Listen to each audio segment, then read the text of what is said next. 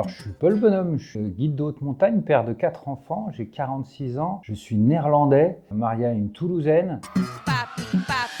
La nature m'est venue tout petit, la montagne beaucoup plus tard. Mais ça s'est fait un peu naturellement par des jeux de hasard de la vie. C'est pas du tout réfléchi. Je me suis jamais dit quand j'étais petit, je vais faire de la montagne ma vie.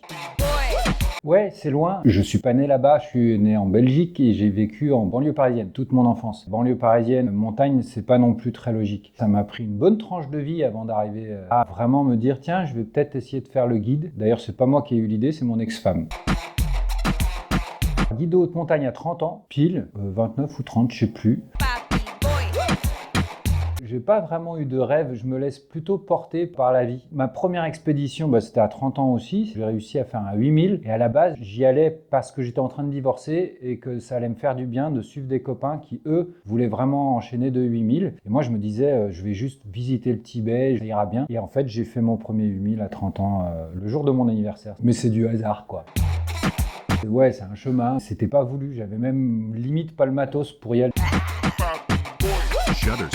Ouais, ça s'est fait beaucoup plus tard. Ça s'est fait donc 10 ans après, vers mes 40 ans. Pendant ces 10 ans, j'ai pas mal travaillé pour le syndicat national des guides de montagne et je faisais une centaine de jours de bureau par an en parallèle de mon activité de guide pour essayer de faire avancer le schmilblick avec mes collègues. Je n'étais pas tout seul, on est un paquet à bosser pour essayer de faire avancer 2-3 idées qu'on avait en tête. On a réussi peut-être à faire avancer 2-3 trucs. Et en tout cas, à mes 40 ans, je me suis dit, bon, qu'est-ce que je fais maintenant quand j'ai quitté ce syndicat? Est-ce que je me laisse aller vers le guide et que ça, ou est-ce que j'essaye de partager ce à quoi je pense en montagne, c'est-à-dire une montagne plus proche, une montagne peut-être moins lointaine, une montagne peut-être moins dangereuse, une montagne plus accessible, même si mes images ne sont pas forcément accessibles. Là, j'essaie de partager mon histoire pour montrer aux gens et on n'a pas besoin d'aller très loin pour s'inventer des aventures. Moi, j'habite en campagne, à Cercier, la campagne annoncienne, donc très loin des montagnes, mais quand même. Voilà, en avril 2019, j'avais décidé d'aller rejoindre Serre-Chevalier avec mes skis. Sauf qu'en avril, il n'y a pas de neige à Cercier, parce que c'est à 500 mètres d'altitude. Donc, je suis parti de chez moi avec mes skis sur le dos pendant les 30 premiers kilomètres. Il n'y avait pas un pet de neige et je croisais des gens qui étaient en train de faire les charpentes, des maisons, etc., qui me voyaient passer avec mes skis sur le dos et qui me demandaient « mais qu'est-ce que je fous là ?» J'ai même eu des klaxons, parce qu'à un moment donné, je passe au-dessus de l'autoroute, sur un pont. Il y avait des mecs sur l'autoroute qui me klaxonnaient parce qu'ils se demandaient vraiment ce que je faisais avec mes skis sur le dos là. Et c'est ça l'aventure. On part à 5 minutes de chez nous, on essaye de voir le monde différemment. On se dit, tiens, qu'est-ce que je peux faire pour que ça soit différent? Moi, je fais ça avec mes skis. Et ce que je dis souvent, c'est qu'il y en a d'autres qui font ça avec leurs pinceaux, il y en a d'autres qui font ça en dansant, il y en a d'autres qui font ça dans leur métier. Juste, hop, on se décale de point de vue et puis là, on commence à partir dans de l'aventure. Non, très peu. Une fois sur le Tour du Kéra, ils sont venus me ravitailler. Ça, c'était chouette. Après, ils sont impliqués dans mon entraînement. Là, en ce moment, je m'entraîne beaucoup et ils me voient courir tous les jours, etc. Ils sont là, ils sont autour. Ils savent très bien pourquoi je fais les choses, qu'est-ce qui me motive. Et parfois, quand on prend un peu la grosse tête ou quoi, ça me recadre assez rapidement entre la petite de 11 ans et puis ma chérie et ma maman. Voilà, j'ai suffisamment de gens qui me recadrent.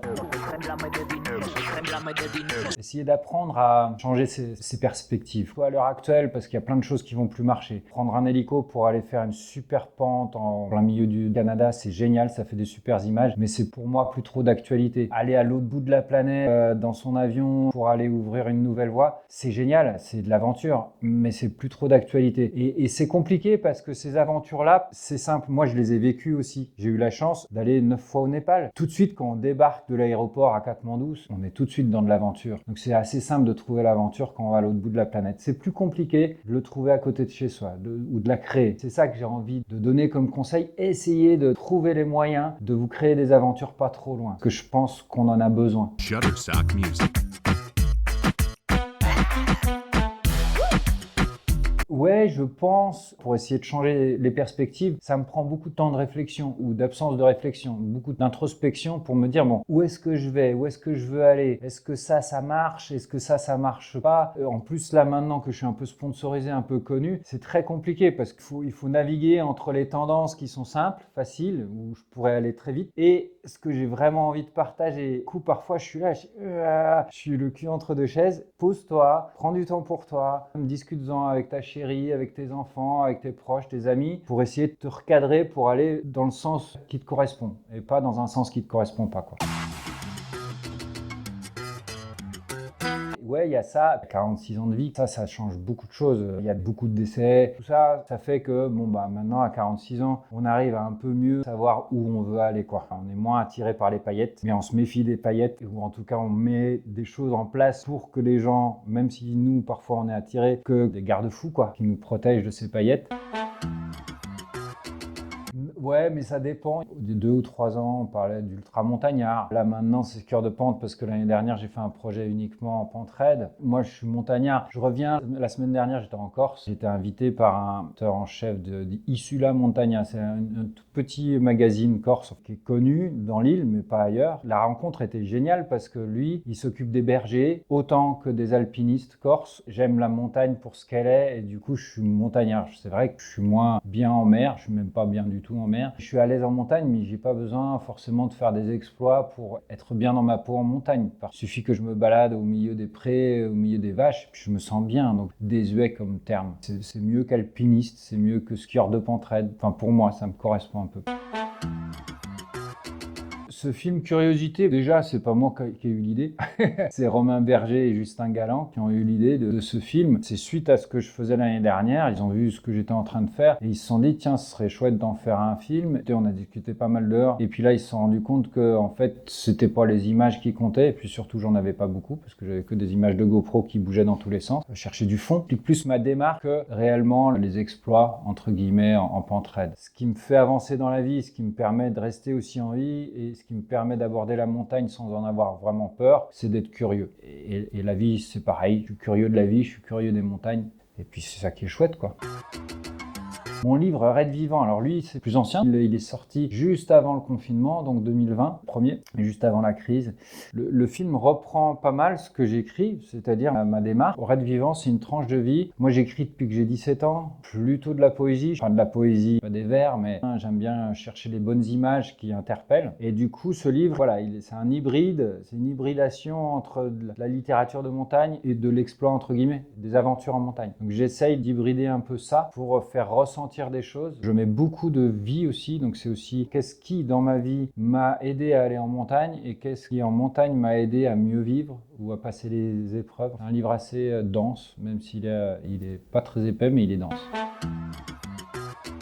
Moi, j'en parle souvent avec un très bon ami à moi, là, Didier. Et on échange souvent sur notre changement entre quand on était gosse, même dans la banlieue parisienne, on se faisait des cabanes dans les jardins de la ville. On avait un pauvre arbre ou deux, et ça nous suffisait pour créer une aventure. Et en fait, quand tu grandis, puis en plus après, quand tu deviens alpiniste, ça, tu l'oublies complètement. Et à un moment donné, il faut peut-être revoir la copie, quoi. C'est ce que j'essaye de faire.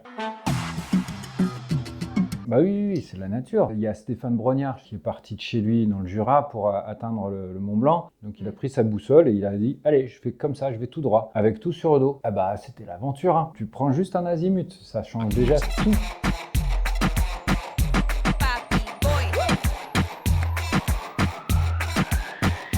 Switch it.